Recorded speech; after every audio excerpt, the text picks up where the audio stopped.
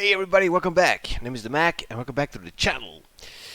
And this cover of another squad battles title from the legendary John Tiller here.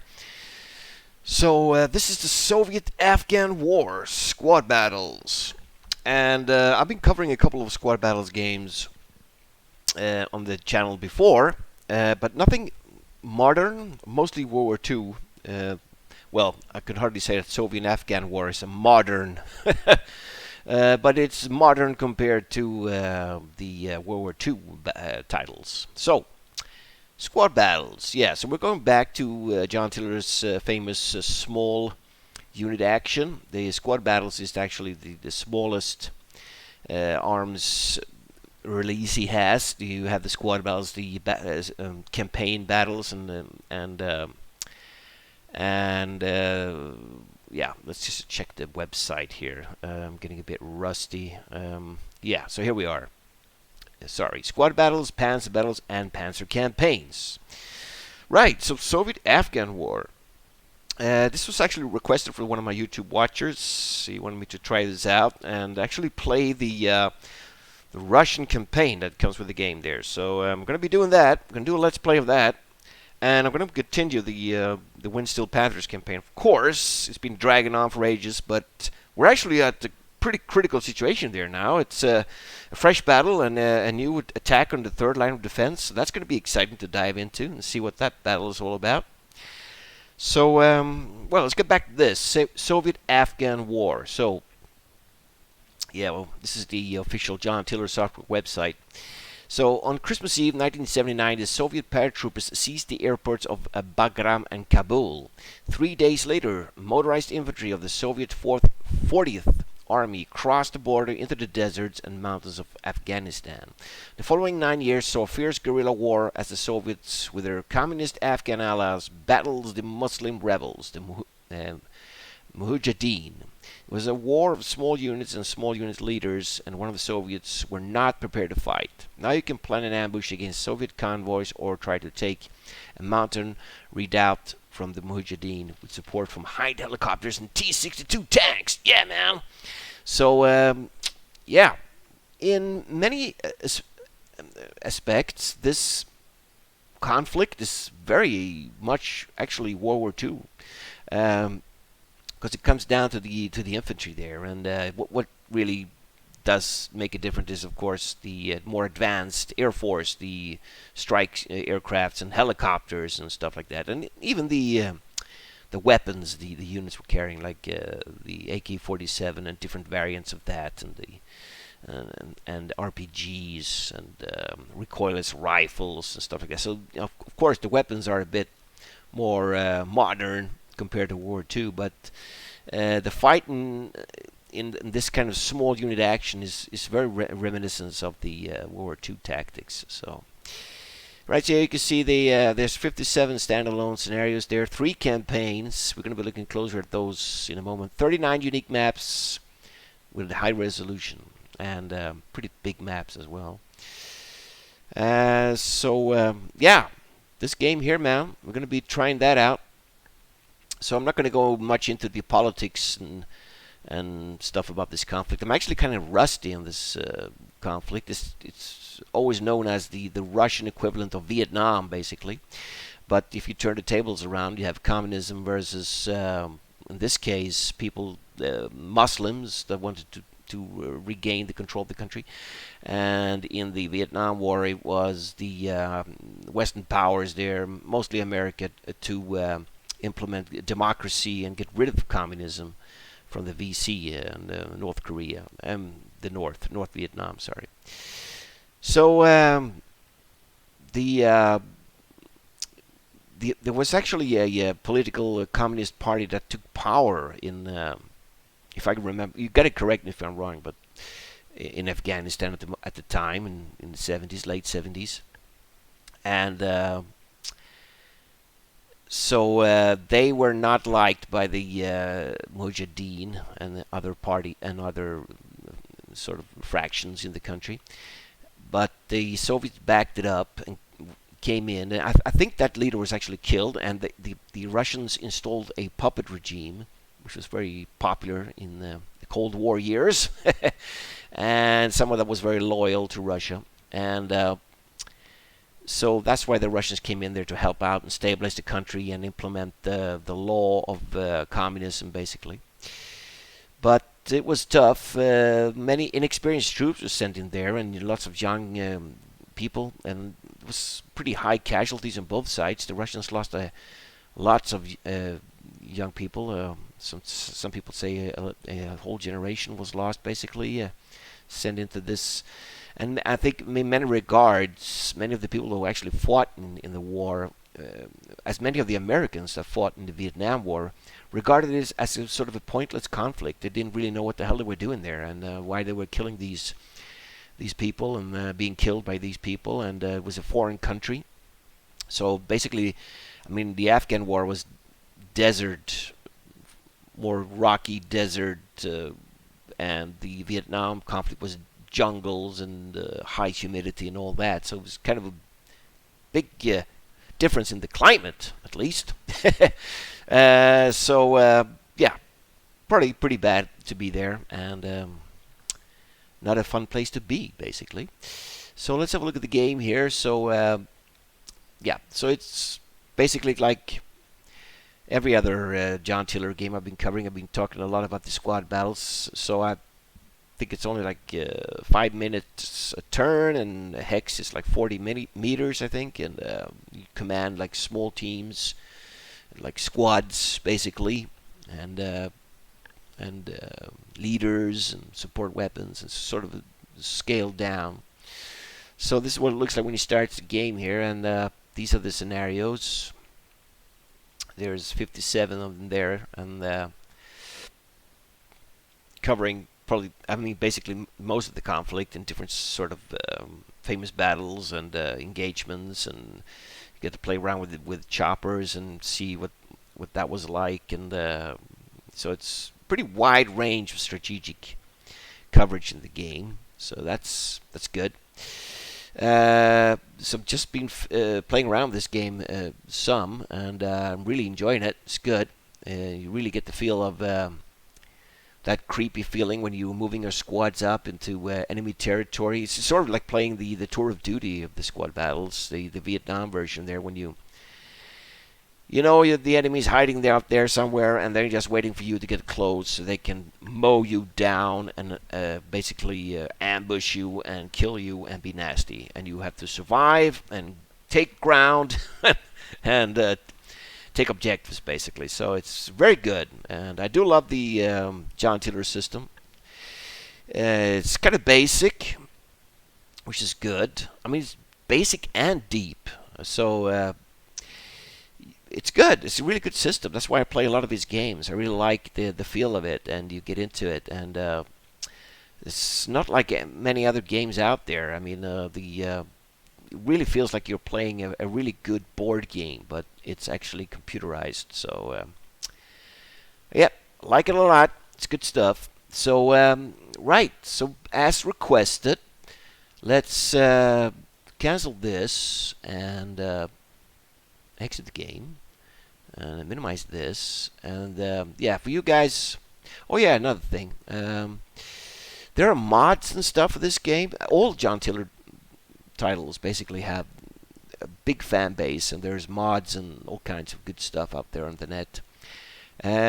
Actually, on his own website here, if you go to resources, some really good. Yeah, this menu program, this is showing here. It's a really good program, actually. If you have lots of John Tiller titles, it's a really good program to actually, quick program to pop up, and you can choose your title, and here's all the data that comes with the game. If you like the manual, getting started and stuff like that. So it's otherwise it can be pretty tricky to find in menu systems, and you have to go in on the hard drive and click manually and stuff like that. So. And sometimes it actually doesn't work when you're in the game. I've noticed that sometimes if you press the manual, it doesn't start. You have to find it and manually click it and stuff like that. But this program is great because here you can open everything. So this is the menu program here. So get this if you have lots of John Tiller titles. It's really good. Yeah, so he has some websites here. Wargame Design Studios, Task Force Echo, and the Sharp End Gaming. These are really good sites for. I think he also has the Volcano Mod Man's page somewhere here, maybe. Maybe not, but he has a site as well where you can get lots of good stuff. Most of his mods are actually implemented in the new version, the sort of gold version of the games. Yeah, and here's also this guy here, Smart War Games. If you're not following him on YouTube, do it. He's really good. He's covering lots of good war games, and so check his site out as well. He's actually, I think he might be sponsored or something by John Tiller because he's popped up here. That's good. And we've got some clubs here for wargaming and PBMs. These are all really good sites. I play at this Blitz Wargaming Club here. I recommend it. It's really good. It's been around for ages, so do check that out, and you'll find somebody to play there, most definitely.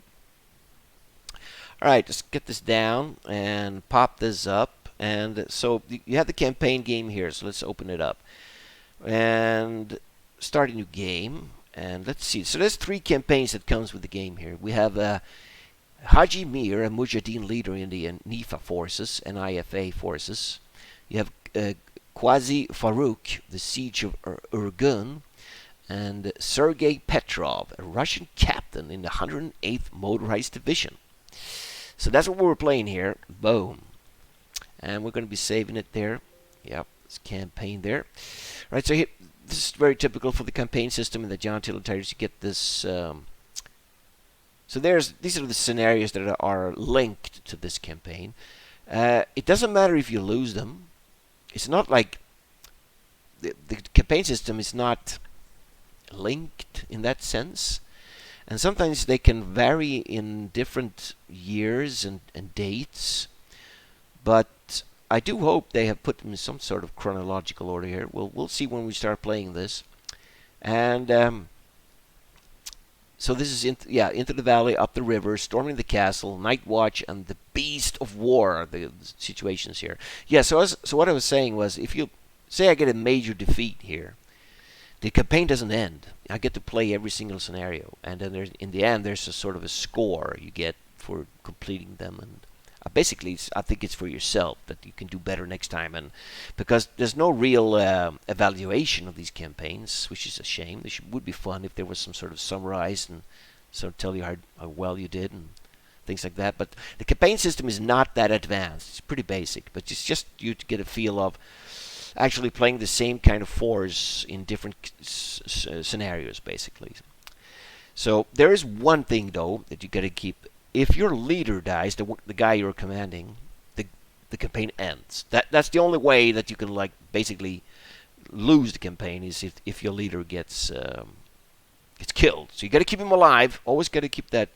I don't know how many times I've played the campaigns in other titles, and I'm sort of lost track of my commander, and he's been in the front lines there commanding troops, and he gets shot or hit by a mortar shell or something, and he dies, and somebody says the campaign is over. And you're like, what the hell just happened? And you might be winning the thing, and he just dies. So always keep that in mind.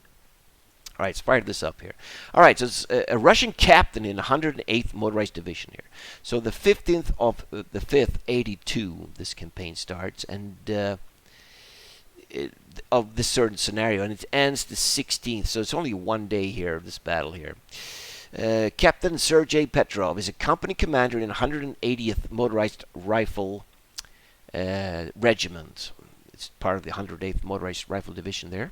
He will lead his company in a major Soviet DRA operation to clean the Panjshir Valley in 1982. Historical background. During the Afghan invasion, Soviet forces conducted several combined arms operations to destroy large amounts of Mujahideen forces. An example of such an operation is the one conducted in the valley of the Panjshir River. And surrounding Parwan province in May 1982. Right, so that's when it's playing out there.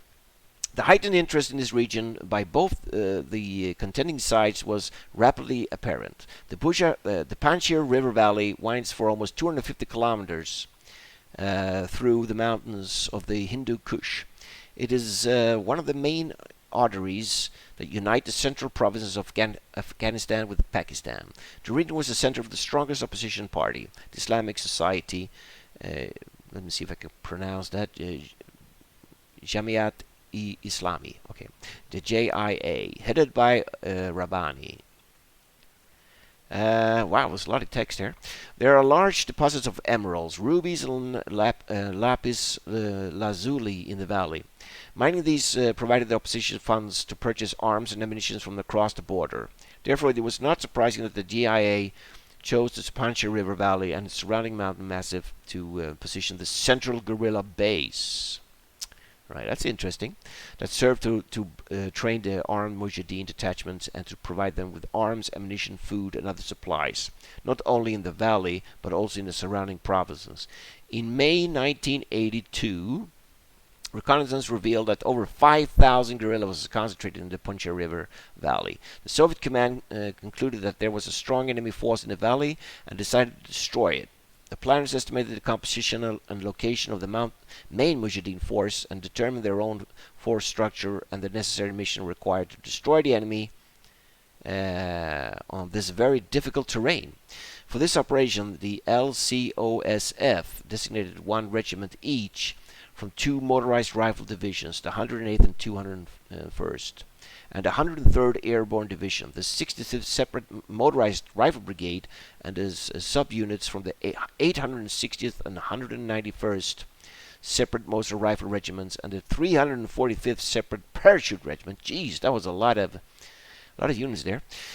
Further regiments and subunits of the supporting branches, as well as front and army variations, were committed to the operations. Regiments from 3 different DRA divisions were committed to the operation, as were DRA subunits from the Commando Brigade and separate infantry regiment, as well as the subunits from the DRA and KHAD.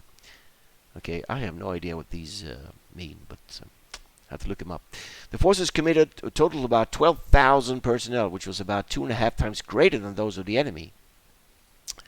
The concept of the operation envisions 2 thrusts. The main attack would advance up the Panjshir River Valley from Bagram to Evin, while the divisionary attack would advance to the north along the Gobran River Valley. So it was a pretty big operation there. Soviet and Afghan forces were combined for the conduct of these offensive thrusts by its motorized rifle divisions and regiments. Further, these thrusts were to be combined with aviation strikes and air assaults to destroy the enemy in the river valleys and establish control over this important strategic region of Afghanistan. Right, so there's a source there from some book. Sergei Petrov. All right. Sergei Petrov. Got to remember that. All right, so this is our first mission here. The mission briefing. Into the valley. Oscar Baduk, company level. Conditions day normal. So company-sized battle. 5th of May 1982. Gorband River Valley.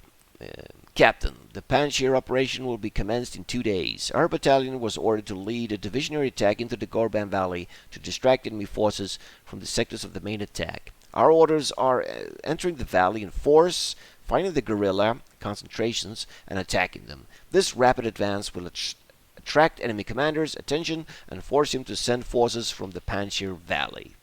Alright, straightforward there. Right, we're going to go straight into the game here. So optional rules, I think I've covered these rules in the previous video, but there are some optional fire result rules, optional assault rules. I like to go with the default, actually. Variable ending could be good, actually. I'm going to click that in, because that means if the battle is 10 turns or 15 turns, you might be given a couple of more turns, actually, to complete the task. Sometimes the turns are ridiculously low. You basically have to charge like crazy and get killed. You have a very hard time planning your attacks. You just basically have to charge the enemy and try to assault him and kill him as fast as possible. It feels kind of stressful sometimes. So I'm going to have the variable ending on there. Alternate fire density, going to leave it off. Helicopter hovering, I like it. I'm going to keep it on. Vehicle fire over. This one's actually very crucial for playing the games, because if you have like squads in front of a vehicle, most of the times they're going to be on the ground, prone. And I mean, it would make sense that the vehicle can actually fire over prone soldiers. Otherwise, it can't. So I like to leave it on there actually. Quality loss modifier. I'm gonna leave that off there. So, boom. Let's go. All right. This is it. So, Soviet turn 1 of 10. 10 turns. All right. Here we go. Command report. Supports exist in this scenario. This scenario has a smoke limit of 10. All right. So that means how many rounds of smoking can fire. And we do have support, apparently. All right, so here we are. This is what it looks like. So this is the new version of the. This is the latest patch. So this is what the graphics looks like. They are better than the real original. So they are using the Volcano Man mods top down. Not a huge fan of it, but I've grown to like it. Really makes it feel like a counter game. In some regards, I sometimes enjoy the old graphics more, because there was a portrait here and things like that. But I do know there's some really good mods out there. I haven't been bothered to install it though, but I sort of been accustomed. I'm getting used to playing the game actually, as it is. So I don't mind. I don't mind it. So let's have a look at the situation here. So company size. It looks like I have a company here. 1, 2, 3, 3 platoons and some vehicles at my disposal here. We're going to look closer at those. So look at the map here. So yeah, there's different.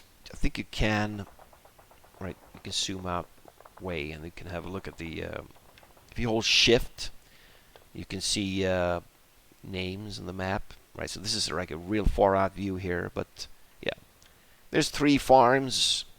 There's a river here, the canal.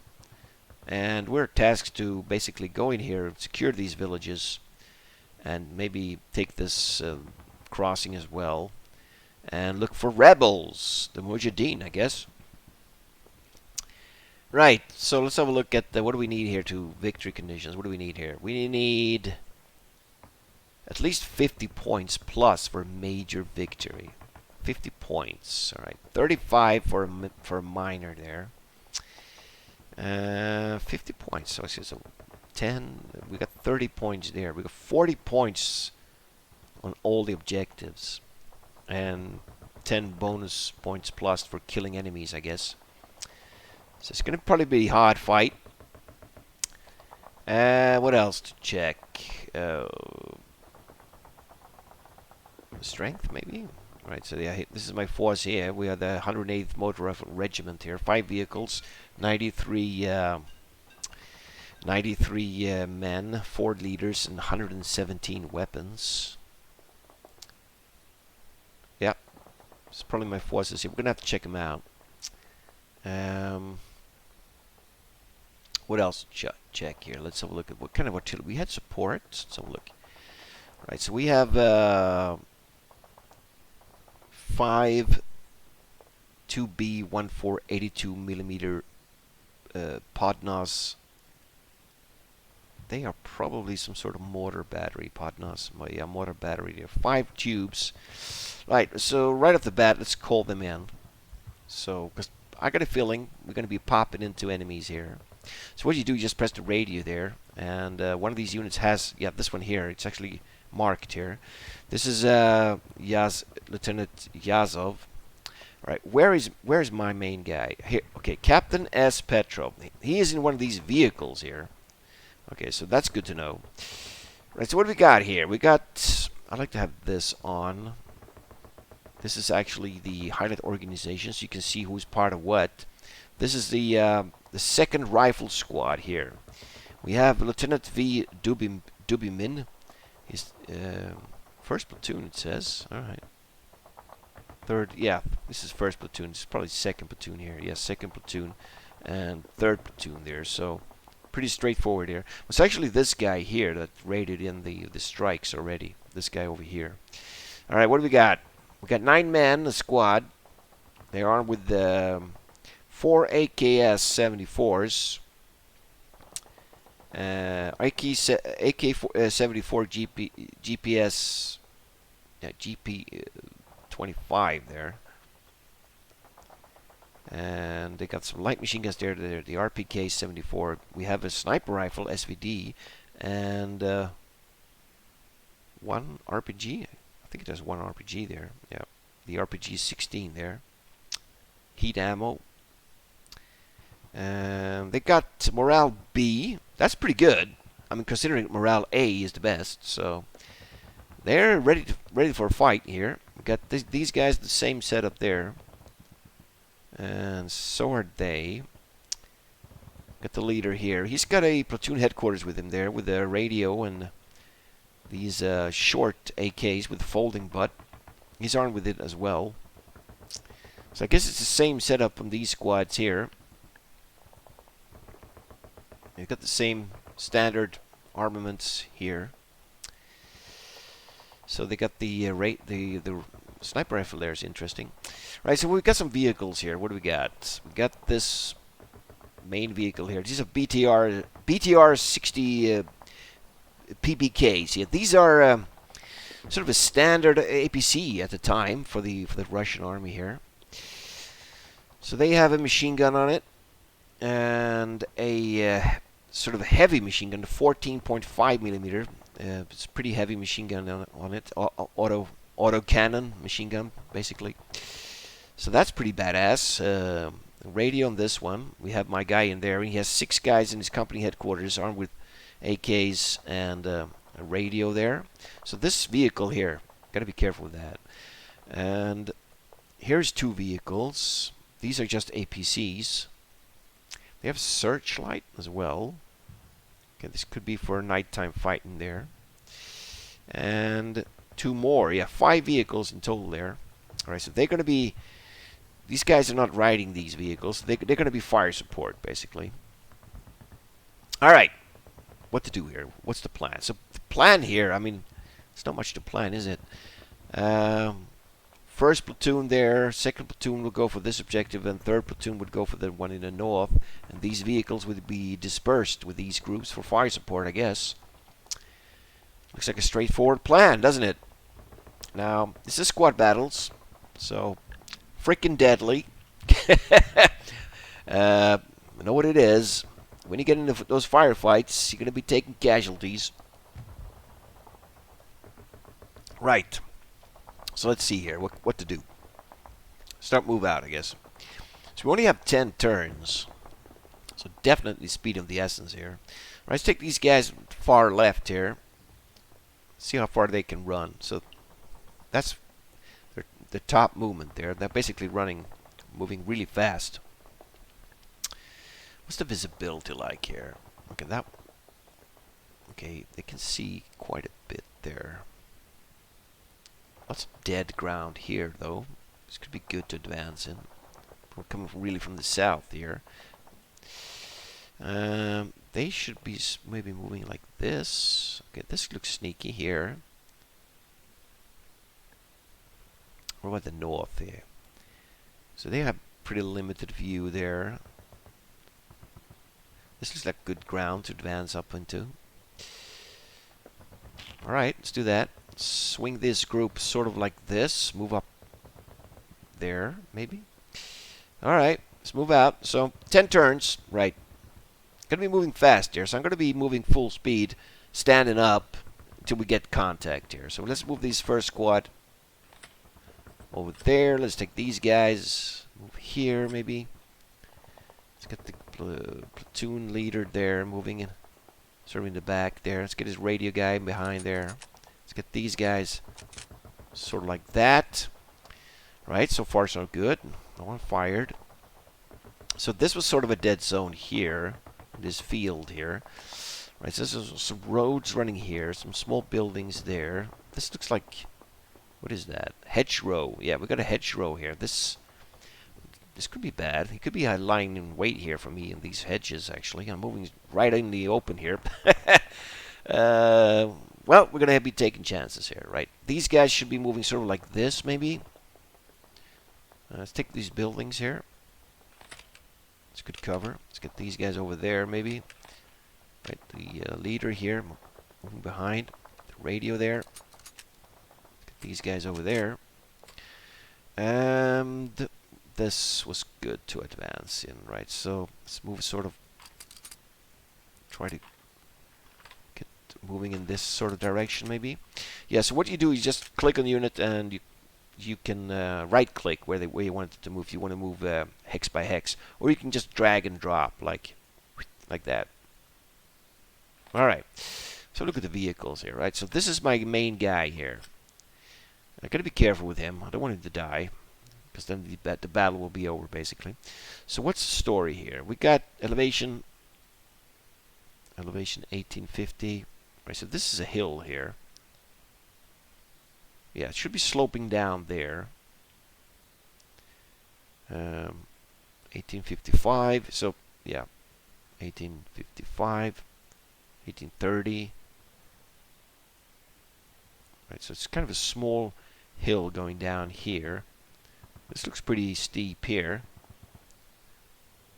It's embankments here. Okay, so that's not ideal to move through there. So what's the elevation over here? 1830. So we're sort of starting on high ground, and the ground's like gradually going down like this.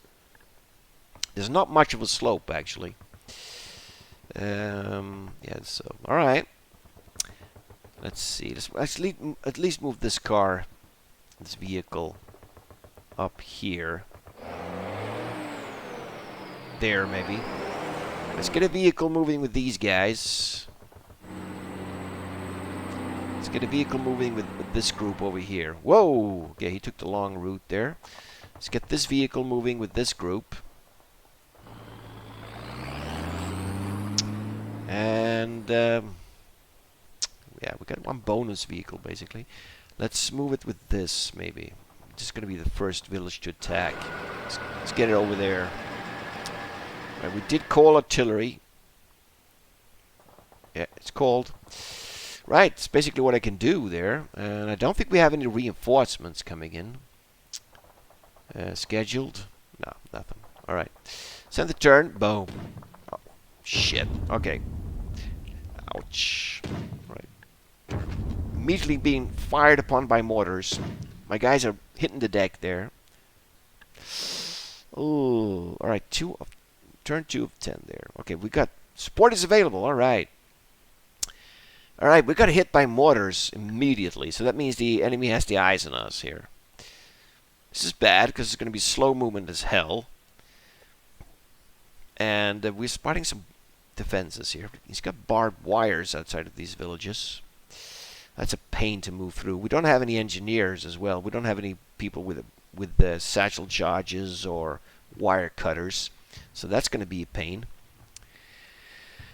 Let's see. Alright. So no enemy spotted yet. We can call in mortar fire now, which is good. So let's see. Let's move these guys. They can move pretty far here. Should we run up to this hedge? Maybe there? That could be dangerous, but let's do it. Woo! Let's hit the deck here. We're getting close to the objective there. Let's get these guys up there. What's the visibility here? Pretty big visibility there. Alright, let's get this guy, the first platoon leader there, moving up behind. Start hitting the deck. Right, these guys hit the deck because of the mortar fire. Stand them up and hit the deck again. These guys got pinned. Let's keep moving in with these guys maybe. I've got the vehicles. Let's get them supporting here. Let's maybe move up one there. Whoa. Okay. This one here. Let's chance it. Let's move it a bit there. Alright, looking good. Did we take any casualties? I don't think we took any casualties, but we definitely took suppression here. Well, they hit the deck at least. Stand these guys up. Let's keep moving up. Hit the deck. We know that there's incoming fire now, so our defense will be better if we hit the deck there. Let's get this leader moving up. In case he needs to rally some guys there. Let's get these radio guys up there. Start charging up there maybe. Right, let's get this vehicle. Turn around and move in the side here maybe. Jeez, it's already turn 2 and yeah. We gotta really be blitzing our way through here. Let's get these guys up there. That's why I like to have the variable ending on, because sometimes you do get that extra couple of turns that you actually need to complete the mission. Alright, let's move this up. Let's leave this behind a bit. Let's wait with moving that with our main man in. Let's just see what the... So, yeah, the hex is a 40 meters here, so you gotta remember the scale. It's easy to get confused here with the campaign, like Panzer campaigns and stuff. When the one hex is like 2 kilometers, but this is actually pretty close fighting here. So 1, 2, 3 hexes is like basically like it's more than 2 hexes like 80 meters. So 2.5 is like 100 meters. So you gotta remember that. So that's like 100 meters there. We got 200 meters maybe. So, but I mean 300 meters, 250 meters in this case maybe, is actually quite close. If you have it like a sniper rifle or a machine gun, I mean you're definitely within deadly range. Right. Do we want to call in some strikes? I mean, he's definitely got some shit here. Maybe hit this village with some strikes. We do have this. Yeah, so these are definitely mortars, 82mm mortars there. We can fire high explosives, smoke, illumination. No, we want to fire high explosives there, man. And let's target this village, I guess. Let's rain down some fire.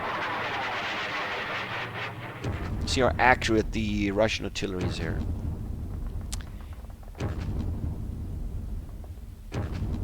Not that accurate, I guess.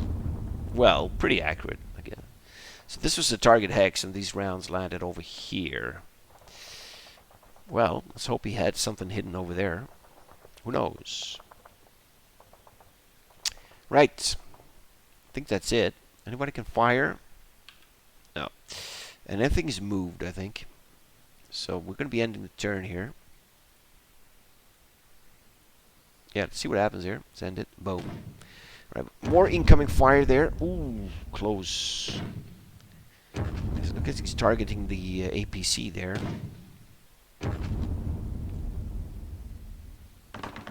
Alright, we'll be fired upon now. Oops, he's got dudes there. Holy shit. Alright. They opened up. Turn 3 of 10. Support is available. Good. Right, what fired at us here? Okay, it looks like unknown amount. Less than 10 guys at least. Could be 1 to 9 guys. They fired with an AKS-47. And we've seen someone with binoculars. So this is definitely some sort of spotter team here in this orchard. They have an improved position. They are Mujahideen. We got fired upon, but we're on the ground. We didn't take any casualties. Alright. Wow. We're going to be attacking this position here. We're going to rain down some more mortar fire before we... These guys are going to be moving up. They still haven't been under fire here, except mortar rounds. These guys are pretty safe so far. Right. So I'm going to actually end the video here. And hope you guys are going to be enjoying this. Another Squad Battles John Tiller game here. We're upping to more modern standards here from World War II. So it's going to be fun to try this game out. It's a blind playthrough. I've never played this campaign before, so that adds to the scariness, basically. So thanks you guys for watching there, and we're going to pick up the action in the next episode. So hope you're enjoying it, and see you in the next.